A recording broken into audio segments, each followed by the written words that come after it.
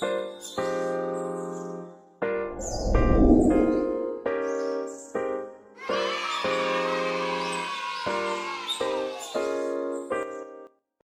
んにちは、エヴァチャンネルです。今回は、ホイールがダメになったので、交換しようと思います。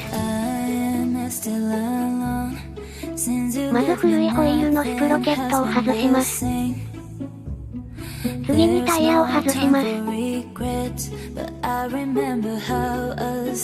新しいホイールにタイヤを入れます。フレ取りなど、ホイールの調整を行います。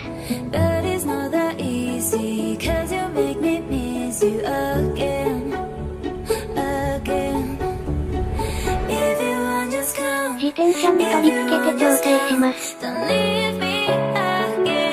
終了です。